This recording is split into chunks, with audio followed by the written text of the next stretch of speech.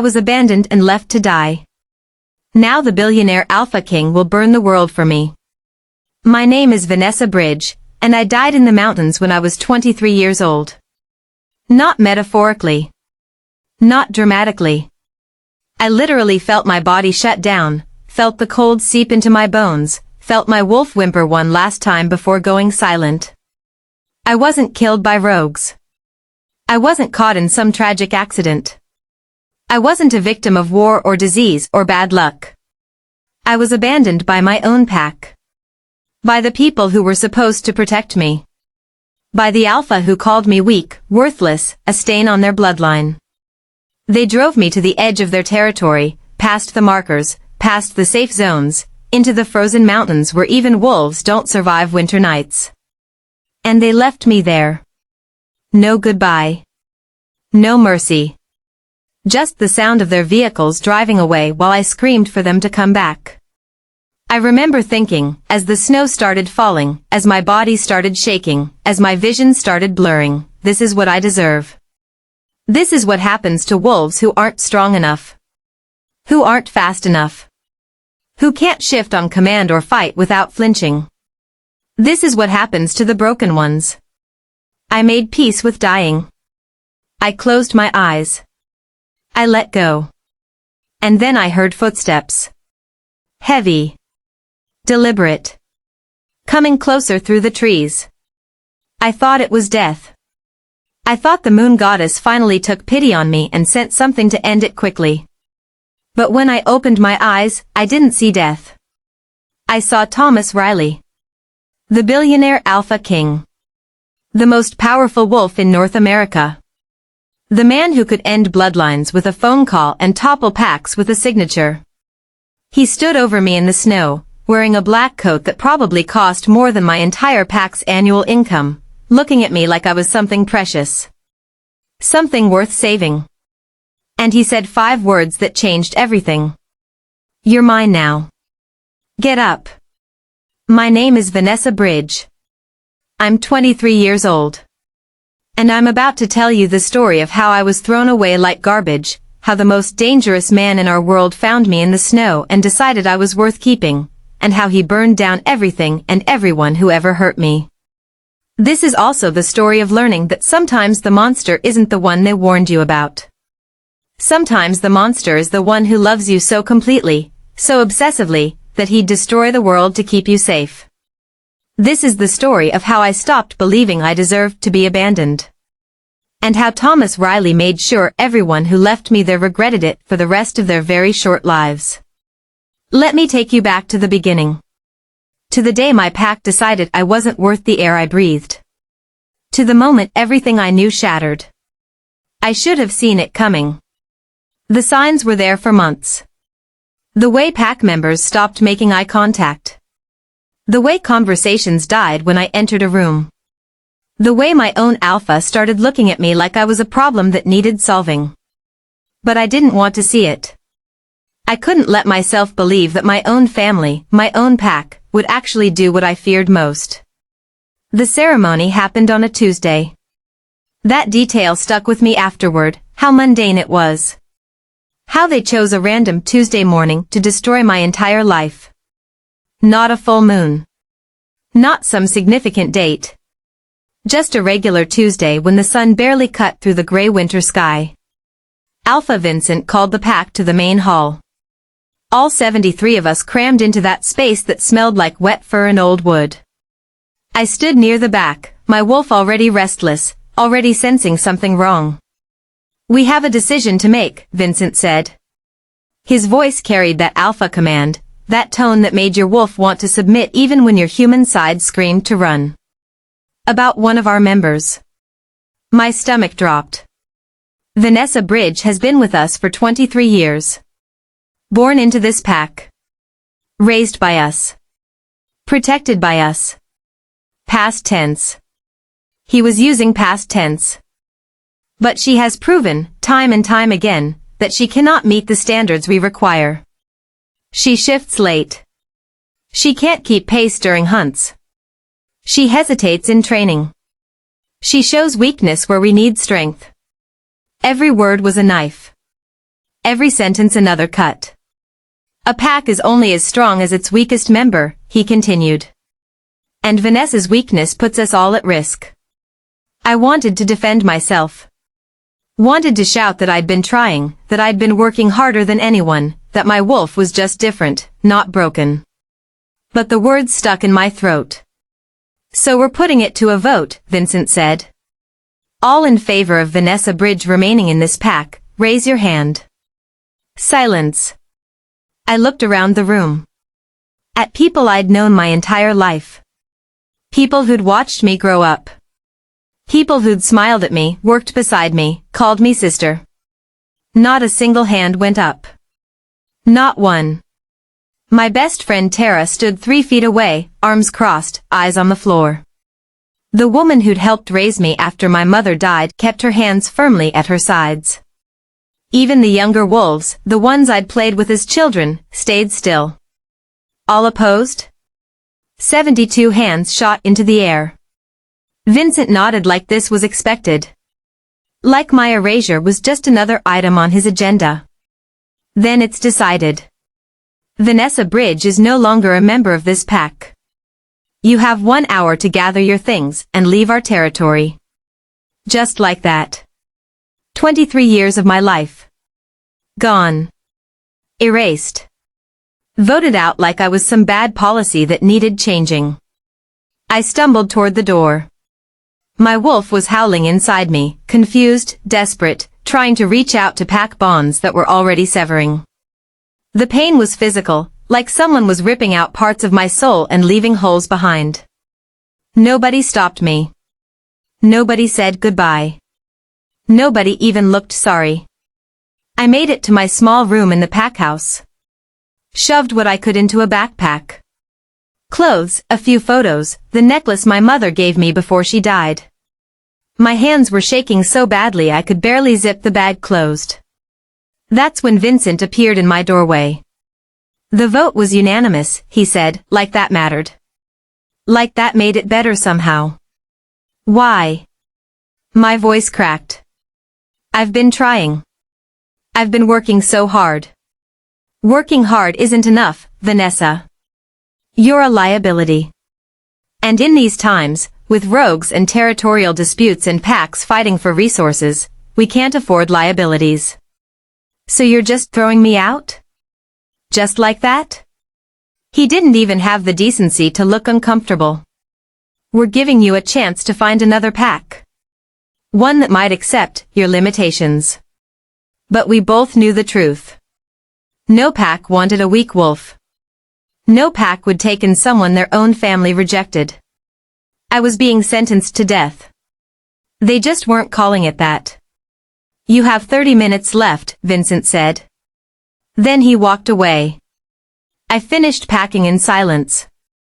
My wolf had gone quiet now, retreating deep inside where the pain couldn't quite reach. I knew what that meant. She was preparing for the end too. I walked out of that pack house for the last time. Down the front steps where I'd played as a child. Past the training grounds where I'd tried so hard to prove myself. Through the gates that marked pack territory. Nobody watched me leave. Nobody cared enough to witness my exit. I thought they'd just leave me at the border. Let me figure out my next move. Maybe I could find a human town, try to live among them, suppress my wolf and pretend to be normal. But 2 pack enforcers were waiting by a black SUV. Get in, one of them said. Why? I'm leaving. Just let me go. Alpha's orders. We're taking you to the boundary line. Something in his voice made my blood run cold. The boundary line was in the mountains. Deep in the mountains. Miles from any human settlement. Miles from anywhere a lone wolf could survive. I can walk, I said. Get in the car, Vanessa. My wolf stirred weakly, warning me. But what could I do? Fight 2 trained enforcers? Run and be hunted down? I was already dead.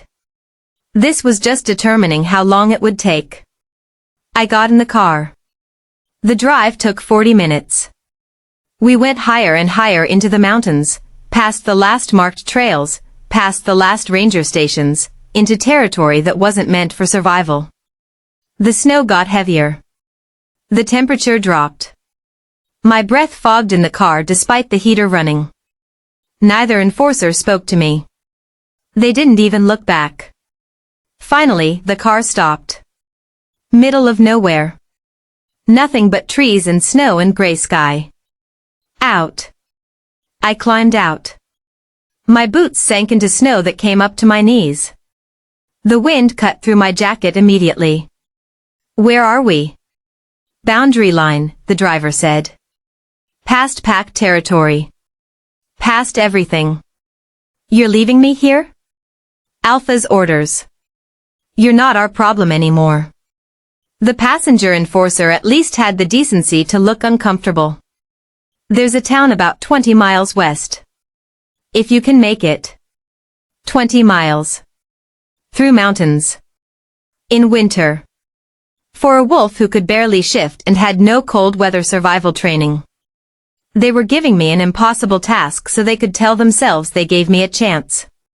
Please, I heard myself say. Please don't do this. The driver was already getting back in the car. Good luck, Vanessa. The engine started. The SUV turned around, tires spitting snow. And then they were driving away, back down the mountain, leaving me alone in the wilderness. I stood there watching the red taillights disappear through the trees. That's when I started crying. Not pretty crying. Ugly, desperate, chest-heaving sobs that made my breath come in gasps. I fell to my knees in the snow, my pack forgotten beside me, and I just broke. Because this was it. This was how I died. Alone. Abandoned. Worthless. My wolf tried to surface, tried to shift so we'd at least have fur against the cold. But she was too weak from the broken pack bonds, too traumatized from the rejection. We couldn't do it. So I stayed human. Stayed vulnerable. Stayed dying. I don't know how long I knelt there. Long enough for the snow to soak through my jeans. Long enough for my hands to go numb. Long enough for the cold to stop feeling like cold and start feeling like nothing. I thought about my mother. Wondered if she'd be disappointed that I gave up so easily. Or if she'd understand. If she'd be waiting on the other side to tell me it was okay, that I'd done my best, that sometimes your best just isn't enough. The sky got darker. The temperature dropped further. My body started shaking violently, uncontrollably, my muscles trying desperately to generate heat that wasn't there. I lay down in the snow. Curled into a ball. Pulled my jacket tighter even though it did nothing. I'm sorry, I whispered to my wolf. I'm sorry I wasn't strong enough. She whimpered. Then she went quiet. I closed my eyes. This was it. This was the end. And maybe that was okay. Maybe this was better than living knowing my own pack, my own family, had looked at me and decided I wasn't worth keeping. Maybe dying in the snow was mercy compared to that. I stopped shaking. That was bad. I remembered that much from some long ago survival lesson. When you stop shaking, when you stop feeling cold, that's when you're really dying. But I couldn't make myself care. I just wanted it to be over. Then I heard them. Footsteps. Crunching through snow. Coming closer. My heart jumped weakly. Maybe the enforcers came back. Maybe Vincent changed his mind. Maybe I was being given another chance. I tried to open my eyes. Tried to lift my head. Managed to turn slightly. That's when I saw him. A man. Tall. Broad-shouldered. Moving through the snow like it was nothing, like the cold didn't touch him.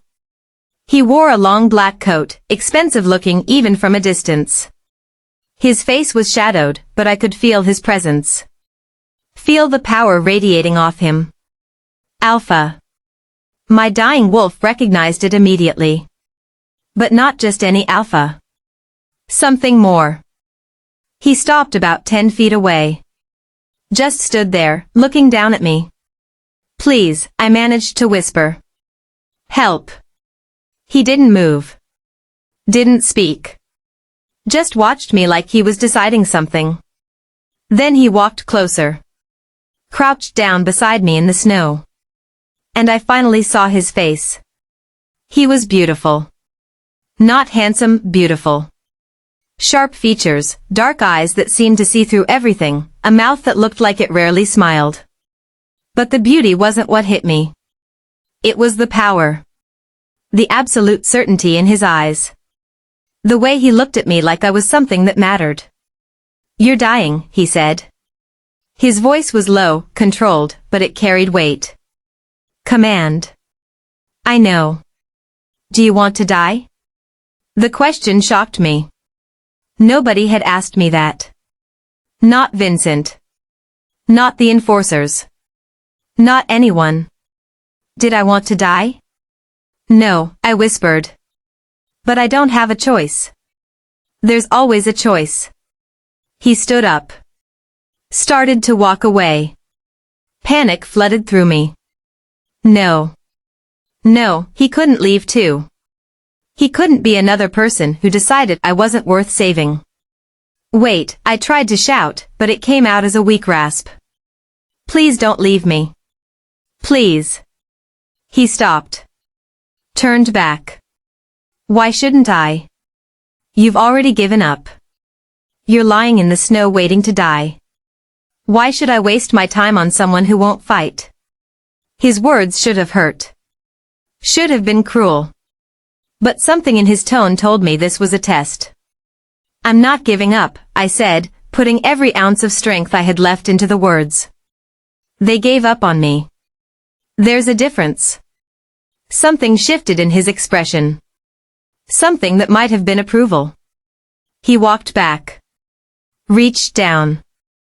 And pulled me to my feet like I weighed nothing. I collapsed against him immediately. My legs wouldn't hold me. But he caught me, held me steady. Who are you? I managed to ask. Thomas Riley. The name hit me like a physical blow. Thomas Riley. The Alpha King. The billionaire who controlled half the wolf packs in North America through money, power, and fear. The man other alphas bent the knee to. The most dangerous wolf alive was holding me in the snow. Why are you here? I whispered. Because I've been watching your pack for a long time. And when I heard what they were planning to do to you, I decided to see for myself. See what? If you were worth saving. He started walking, carrying me now because I couldn't move on my own. Through the trees. Toward a vehicle I couldn't see yet. Away from the spot where I'd been ready to die. And? I asked. Am I? Worth saving? Thomas looked down at me. Those dark eyes fixed on mine with an intensity that made my weak wolf stir. You're mine now, he said.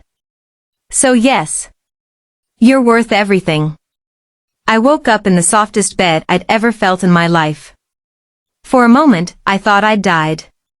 Thought this was some kind of afterlife because nothing in my actual life had ever felt this comfortable. The sheets were silk. The mattress seemed to cradle my body. The room was warm but not too warm, perfect temperature. Then the memories came flooding back. The rejection. The mountains. The snow. Thomas Riley. I sat up too fast. My head spun. My body ached everywhere, deep muscle pain from near hypothermia. But I was alive. Warm. In a bedroom that looked like it belonged in a magazine. Floor-to-ceiling windows showing a sunrise over mountains.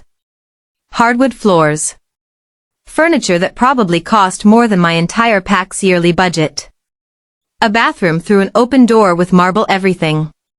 Where the hell was I? The door opened. A woman in her 50s walked in carrying a tray. She had kind eyes but moved with the efficiency of someone who'd done this 1,000 times. You're awake. Good. I'm Patricia. I run the household staff. How are you feeling? Where am I? Mr. Riley's estate. Montana Territory. You've been asleep for 16 hours. 16 hours. I'd lost an entire day. I brought food. You need to eat. Doctor's orders. Doctor? You had severe hypothermia.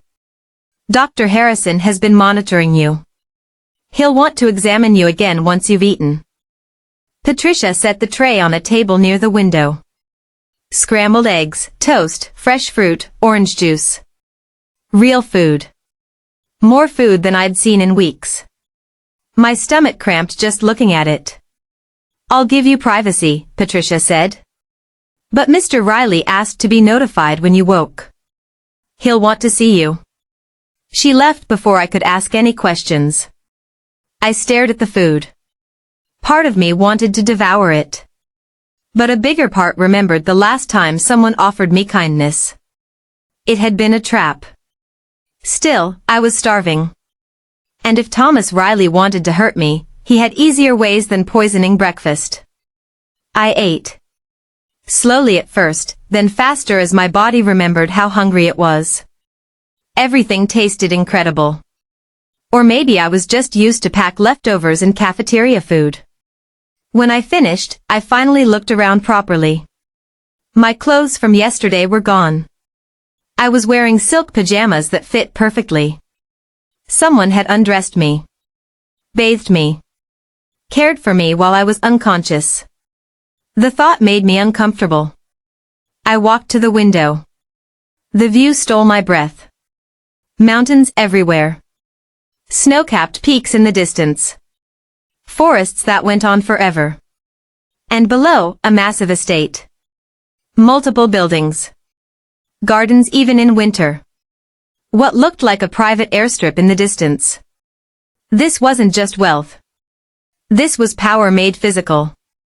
A knock on the door. I turned. Come in. The door opened. Thomas Riley walked in, and somehow he looked even more intimidating in daylight. He wore a simple black sweater and dark jeans, but the casualness didn't diminish his presence. If anything, it made it worse. This was a man comfortable with his power. You're awake, he said. Thank you. For saving me. For all of this. He dismissed it with a slight wave. How are you feeling?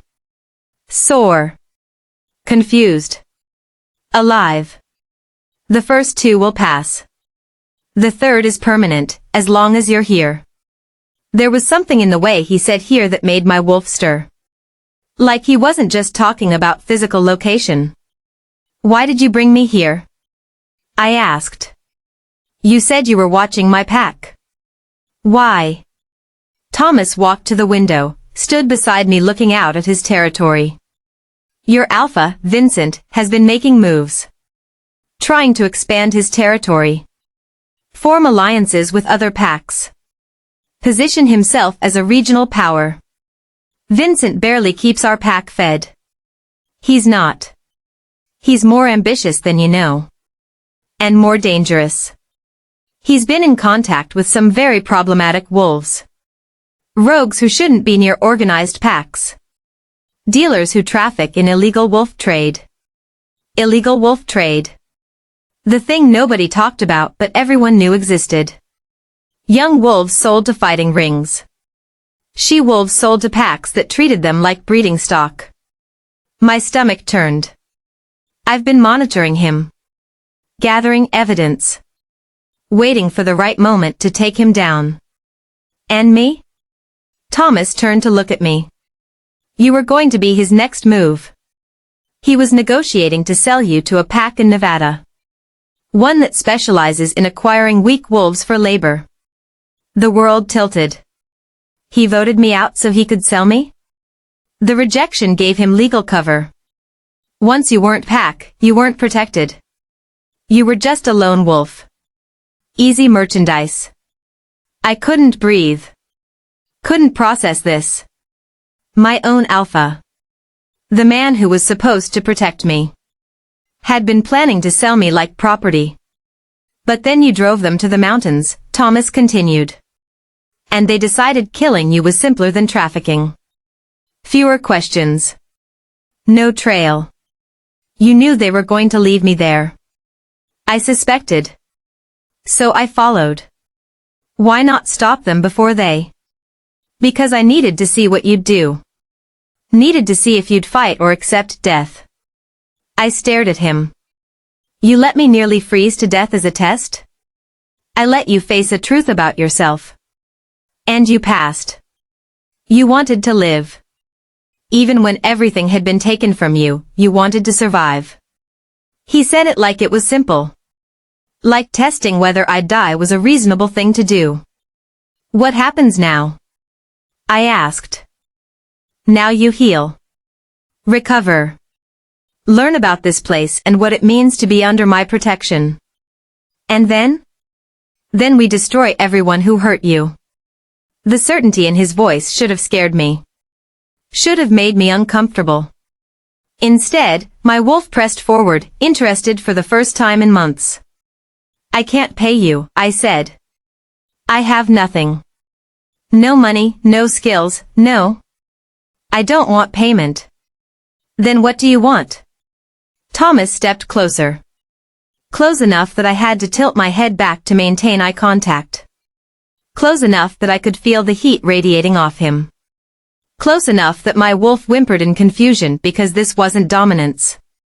This was something else. I want you to understand something, Vanessa. You're not a guest here. You're not temporary.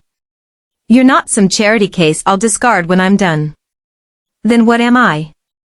His hand came up, cupped my jaw gently. The touch sent electricity through my entire body. You're mine. My responsibility. My priority. The wolves who hurt you have no idea what they've started. But they're going to learn.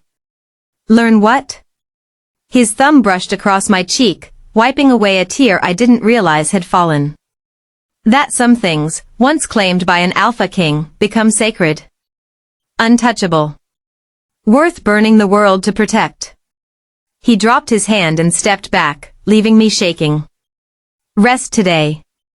Tomorrow, we start your training. Training for what? A small smile.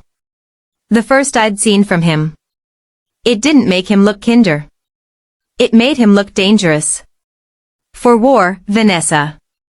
Because we're going to take apart your former pack piece by piece. And I want you strong enough to watch. He left.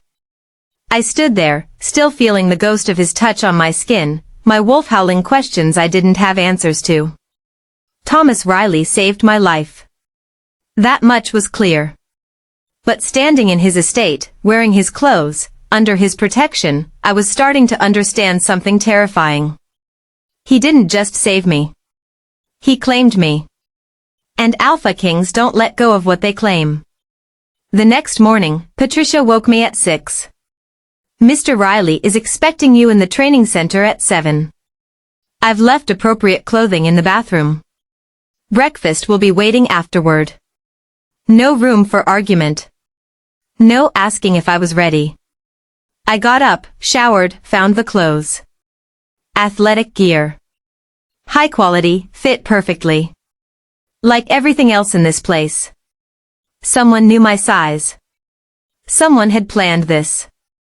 I made my way downstairs, following Patricia's directions. The estate was even bigger than I'd thought.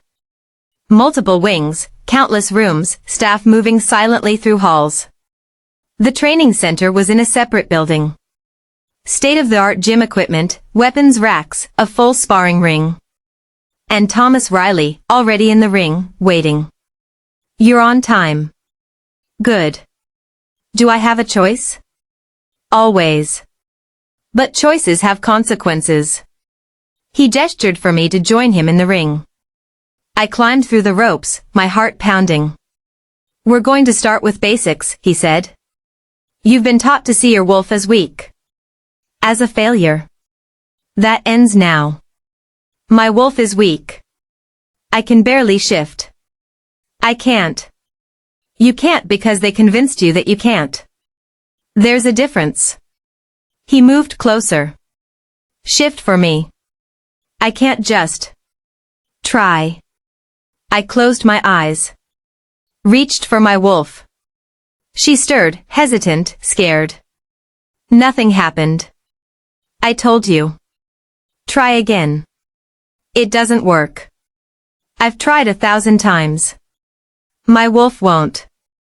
Your wolf won't respond because you don't believe in her. You think she's broken. So she stays hidden where it's safe. Thomas's hand settled on my shoulder. Feel my wolf. Feel the power. I did. His wolf was enormous, ancient, absolutely certain of its strength. And my wolf responded, drawn to that certainty like a moth to flame.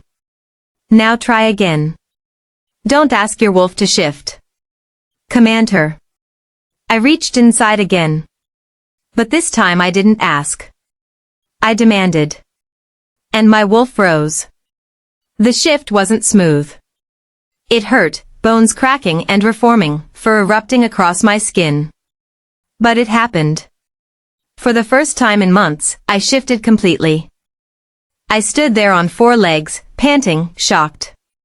Thomas circled me slowly. You're smaller than average. That's not weakness. That's speed. Your coat is silver gray. Rare. Beautiful. Your eyes are still blue. That means human awareness during shift. Another gift. He crouched down, looked me in the eyes. You were never weak, Vanessa. You were just surrounded by wolves too insecure to let you be different. My wolf whined, overwhelmed. Shift back.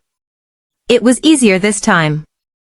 I stood human again, breathless, my whole body shaking. That's day 1, Thomas said. Tomorrow we work on control. By the end of the week, you'll be able to shift in seconds. By the end of the month, you'll be faster than any wolf in your old pack. Why are you doing this? I asked. Why invest this much in me? He studied me for a long moment. Because wolves like your former alpha have been getting away with hurting weaker pack members for too long. Because the old systems are broken and someone needs to fix them. Because I can. That's not a real answer. No, he agreed. It's not. He walked toward the exit, then stopped. The real answer is simpler, Vanessa. I found you dying in the snow, and something in me decided you were worth keeping. I don't question those instincts anymore. Then he was gone, leaving me alone in the training center, my wolf stirring with something that felt dangerous like hope. Training with Thomas became my entire world. Every morning at 6, we met in that ring. He pushed me harder than anyone ever had. Made me shift until my body screamed. Made me run until my lungs burned. Made me fight even when I thought I had nothing left. But here's the thing nobody tells you about being pushed past your limits. You discover you never actually reached them in the first place. By week 2, I could shift in under 30 seconds. By week 3, I was faster than that. My wolf, who I'd thought was broken, turned out to be built for speed and agility.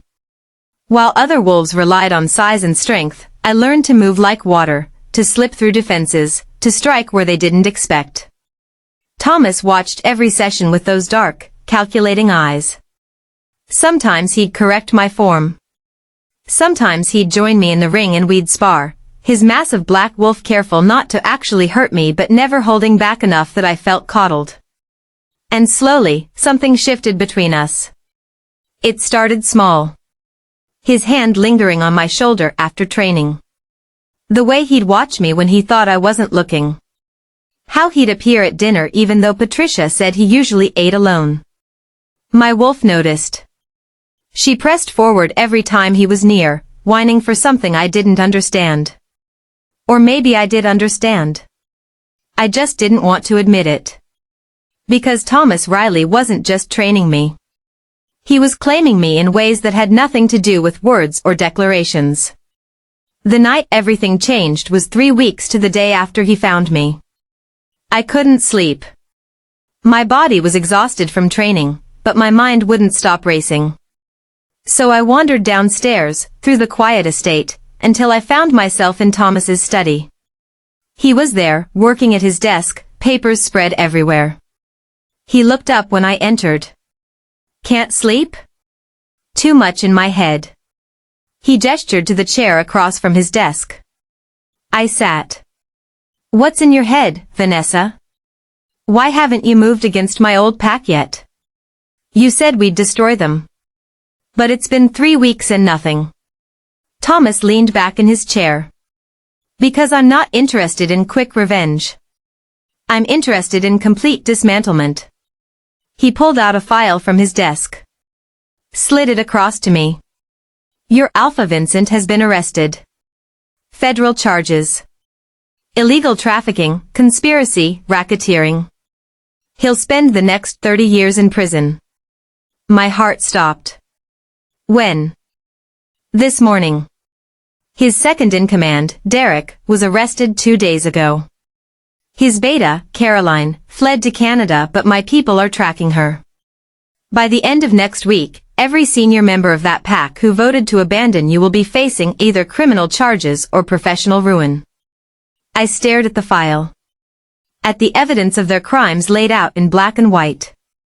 The younger members, the ones who just followed orders, they'll be given a choice. Join other packs under my network or go rogue. But they'll never organize under that name again. You did all this in 3 weeks? I did most of it before I found you. I was just waiting for the right moment to execute.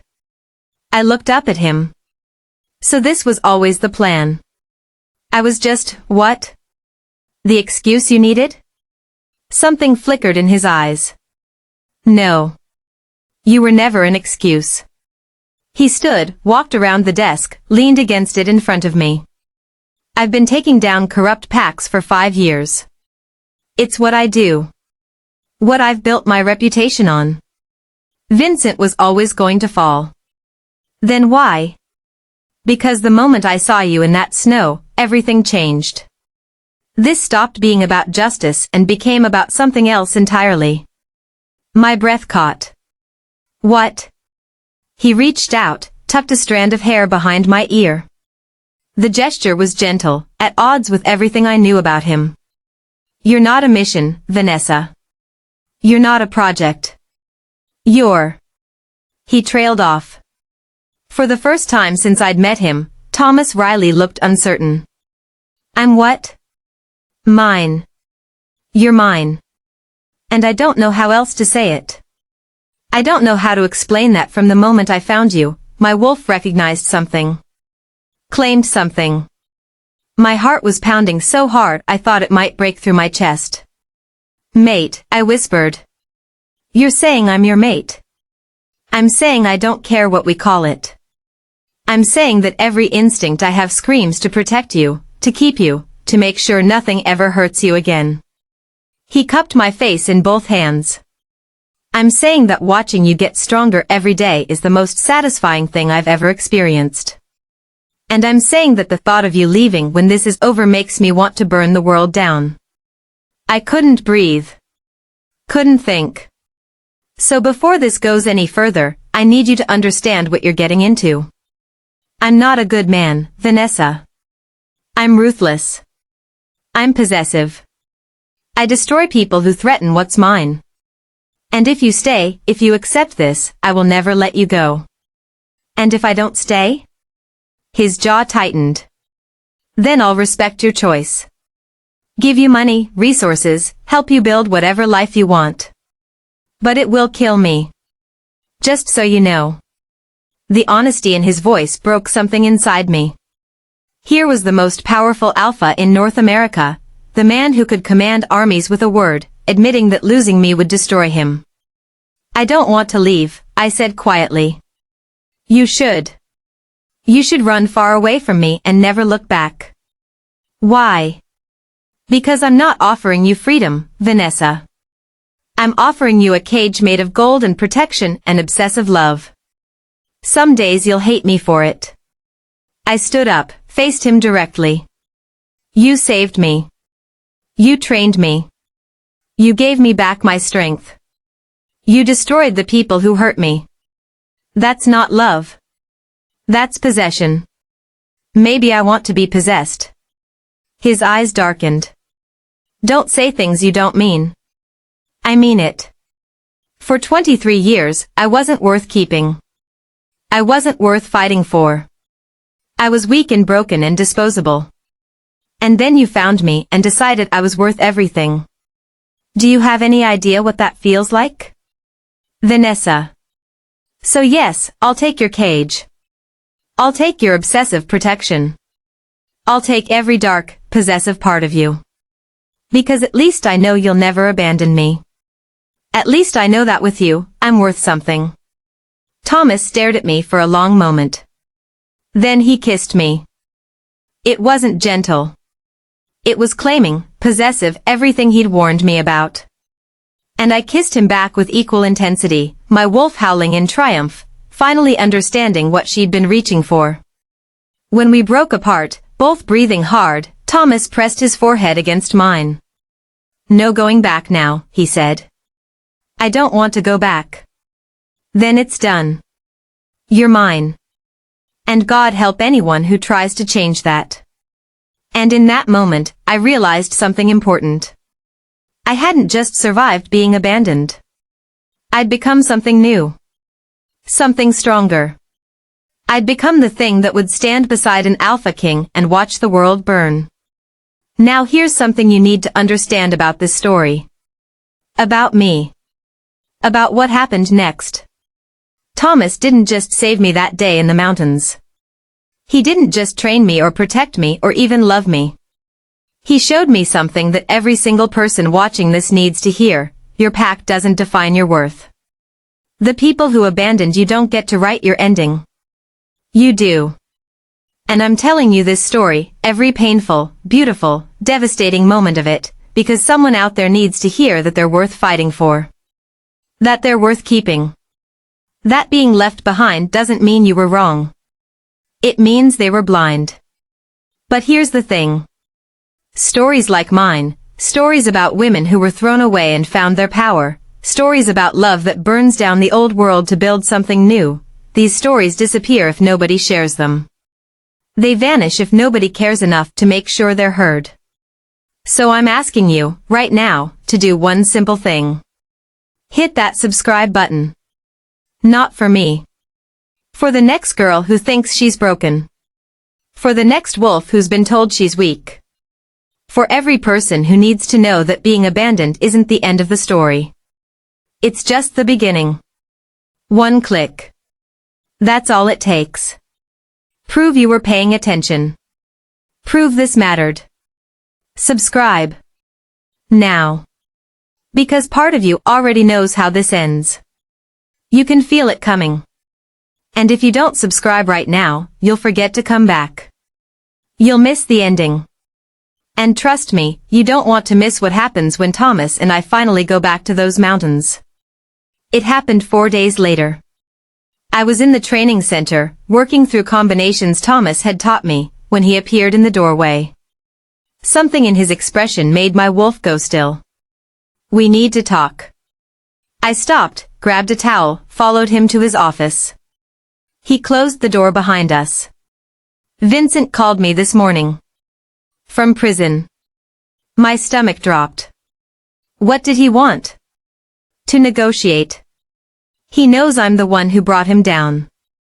Knows I have enough evidence to bury the rest of his former pack. He's offering information on bigger fish if I ease off. What did you tell him?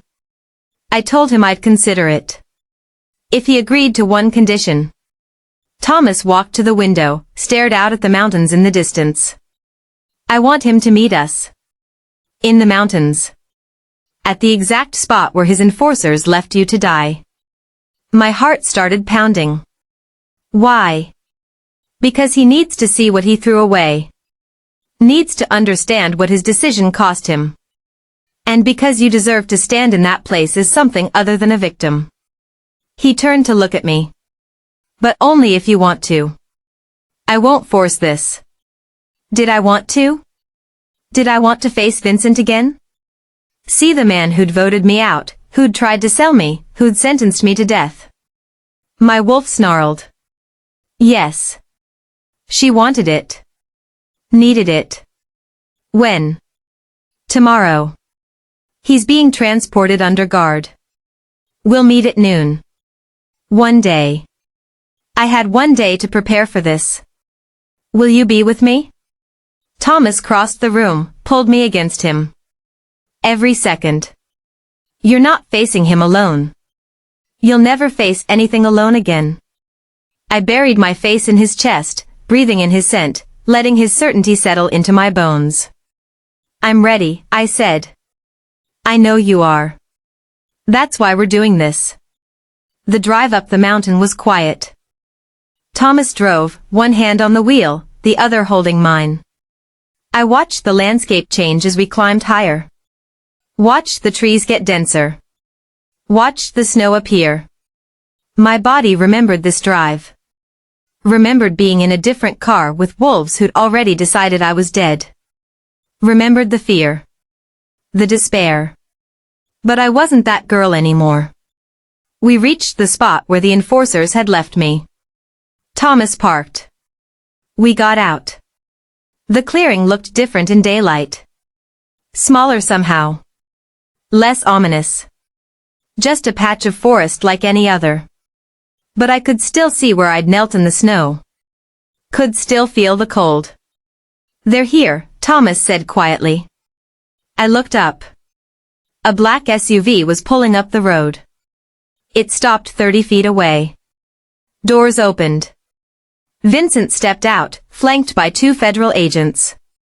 He was handcuffed, wearing an orange prison jumpsuit, looking smaller than I remembered. Less impressive. Just a man who'd made terrible choices. His eyes found me. Whitened. Vanessa? I didn't answer. Just stood there next to Thomas, wearing the expensive coat he'd bought me, standing tall and strong and alive. How? Vincent's voice cracked. They said you were dead. The enforcers said. They said what you told them to say, Thomas interrupted. His voice was cold, commanding. That she died of exposure. That it was a mercy.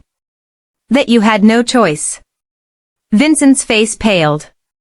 He looked at Thomas, finally recognizing him. Alpha Riley.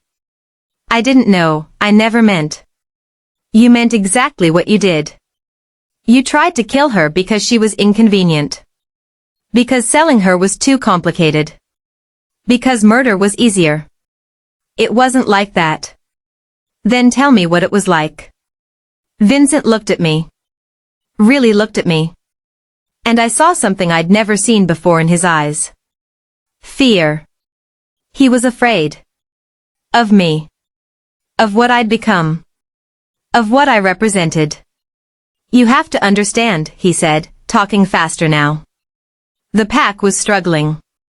We needed resources. There were offers, good offers, for wolves like her. I was trying to save everyone else. By sacrificing me, I said. My voice was steady, calm. Not the voice of the broken girl he'd known. By treating me like property. You were weak. You couldn't contribute. You were a drain on resources. I was a person. I was pack. And you were supposed to protect me. Vincent laughed bitterly. Protect you? Do you know how much your medication cost? How much extra food you needed because you couldn't hunt properly? You were a liability. Thomas moved then. Just one step forward, but Vincent flinched back. That's enough, Thomas said quietly. Dangerously. You want to know the truth? Vincent was spiraling now, desperate. I'm glad I left her there. I'm glad I made that choice. Because look at her now. She's with you. She's probably living better than she ever would have with us. I did her a favor. The words hung in the air. A favor. He thought abandoning me to die was a favor. Something broke inside me then. Not in a bad way. In a freeing way. Because I finally understood. Vincent wasn't worth my anger. Wasn't worth my pain. Wasn't worth anything at all. He was just a small, scared man who'd chosen cruelty over courage. Who'd chosen convenience over compassion. And I'd survived him. I walked forward. The agents tensed, but Thomas made a small gesture and they relaxed. I stopped 3 feet from Vincent. Looked him in the eye. "You're right," I said calmly. "You did do me a favor. Because if you hadn't left me here, I never would have understood what I was capable of. Never would have learned what I deserved. Never would have found someone who actually valued me." I stepped closer. "So thank you, Vincent. Thank you for showing me that pack bonds don't mean anything if the pack is broken. Thank you for teaching me that sometimes the family that abandons you is doing you a kindness. And thank you for being so weak, so pathetic, so utterly worthless that losing you felt like winning." Vincent's face twisted. "You think you're better than me now? Because you found some rich alpha to take care of you? You're still weak, Vanessa. You're still nothing without him." "Maybe," I said. "But I'm something with him. And you're nothing at all." I turned my back on him. Walked back to Thomas. "We're done here," Thomas said to the agents. "Take him back. And tell the prosecutor I'll be sending additional evidence tomorrow. Make sure his sentence reflects every crime." The agents nodded, started guiding Vincent back to the SUV. But Vincent wasn't finished. He twisted in their grip, shouted back at us. "You'll regret this. Both of you. You can't just destroy a pack and walk away. There are consequences." "There are." "There are no consequences for me," Thomas said, his voice carrying across the clearing. "There are only consequences for people who hurt what's mine. And you're about to spend the next 3 decades learning that lesson." The SUV doors closed. The vehicle drove away. And then it was just us in the clearing where I'd almost died. I stood there, breathing hard, my whole body shaking. Thomas came up behind me, wrapped his arms around me. "How do you feel?" I thought about it. Really thought about it. "Free," I said finally. "I feel free." "Good. Because we're never coming back here. This place doesn't own you anymore." I turned in his arms, looked up at him. "What happens now?" "Now we go home. We build the life you deserve. We make sure no other wolf ever goes through what you did." "And us?" He smiled. That rare, genuine smile that made him look less like an alpha king and more like a man who'd found something precious. "Us? We burn the world down and build it back better. Together." He kissed me there in the clearing. In the exact spot where I'd been left to die. Where I'd given up. Where everything had ended. Except it hadn't ended. It had just been the beginning. The pack house Thomas built for displaced wolves opened on a Tuesday. Funny how Tuesdays kept being significant in my life. We stood on the steps, watching wolves arrive. Young wolves who'd been rejected by their packs. Older wolves who'd lost their families. Anyone who needed a home and was willing to work for it. No one would be turned away for being weak. No one would be abandoned for being different. "This is because of you," Thomas said quietly. "This is because of us." He squeezed my hand. "Still having nightmares?" "Sometimes. Less than before." The nightmares were real. Some nights I still woke up feeling the cold, hearing Vincent's voice, reliving the moment they drove away. But Thomas was always there. Always pulled me back. Always reminded me that I was safe. "Did you hear about Tara?" he asked. "My former best friend.